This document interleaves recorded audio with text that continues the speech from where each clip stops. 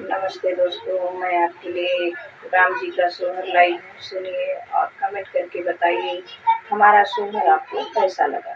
ये राम जी का सोहर है। तो राम लक्ष्मण और सीता जब वन को चले जाते हैं तो कौशल्या माता आंगन में खड़ी होकर क्या प्रार्थना कर रही हैं भगवान से, इंद्र भगवान से।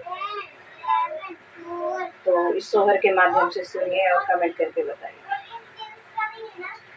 अंगना में ठाड़ी कौशल्या रानी मेघ से रज करई हो। अंगना में ठाड़ी कौशल्या रानी मेघ से रज करई हो। मेघ के डली के बन जिन बरसोती ना हो मोरे भी जाई हो। मेघ के डली के बन जिन बरसोती ना हो मोरे भी जाई हो। अंगना में ठाड़ी कौशल्या रानी मेघ से अरज करई हो। अंगना में ठाड़ी कौशल्या रानी मेघ से अरज करई हो। मेघ के डली के बन जिन बरसोती ना हो मोरे भी जाई हो। मेघ के डली के बन जिन बरसोती ना हो मोरे भी जाई हो। के हो तभी जेला बेल तारा के हो पिपर तारा हो। के हो तभी जेला बेल तारा के हो पिपर तारा हो।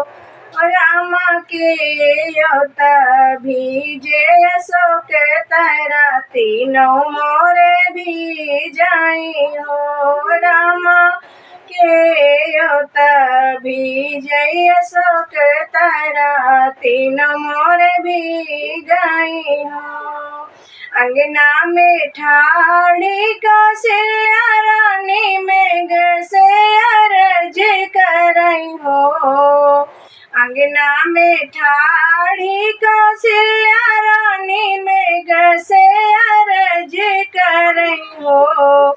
मेघ के डली के बन जिन बरसोती ना हो मोरे भी जिहाई हो। रामा जी भी गेला बेल तारे लक्ष्मण पीपल तारा हो। रामा जी भी गेला बेल तारे लक्ष्मण पीपल तारे हो। अब सीता मोरी भी गए अशोक तारा तीनों मोरे भी गाई हो। अब सीता मोरी भी गई अशोक तारा तीनों मोरे भी गाई हो। के कर भी गे पगड़िया के ही के सिर चांदन हो। के कर भी गे पगड़िया के ही के सिर चांदन हो। रामा की कर भीगला चुनरिया तीना हो मोरे भी गाई हो। रामा की कर भीगे चुनरिया तीना हो मोरे भी गाई हो। रामा के भीगे पगड़िया लखन सिर चांदन हो। रामा के भीगे पगड़िया लखन सिर चांदन हो।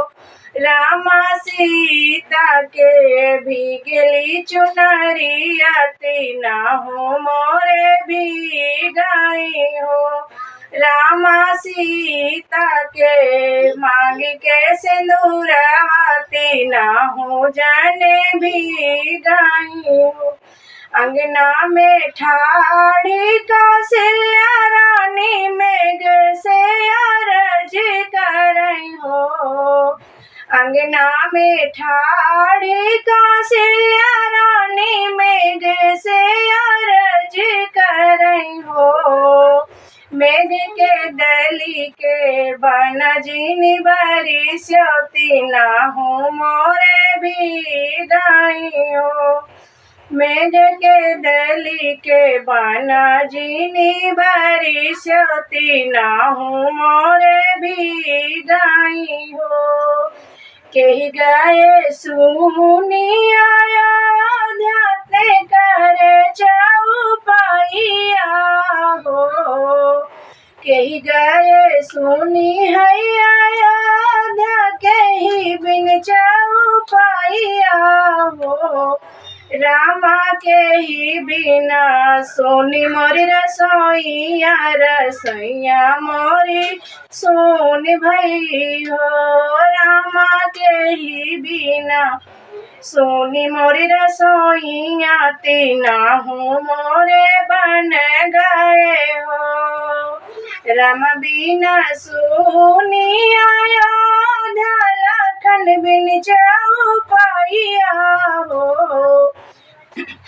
राम बिना सोनी अयोध्या लखन बिन चौपैया हो। रामा सीता बिना सोनी मोरी रसोइया तीना हो मोरे बन गए हो। रामा सीता बिना सोनी मोरी रसोइया तीना हो मोरे बन गए हो। के रामा जे आए अयोध्या लखन चौपैया हो। रामा जे लाउटे अयोध्या लखन चौपैया हो। रामा सीता मोरी आई है रसोई।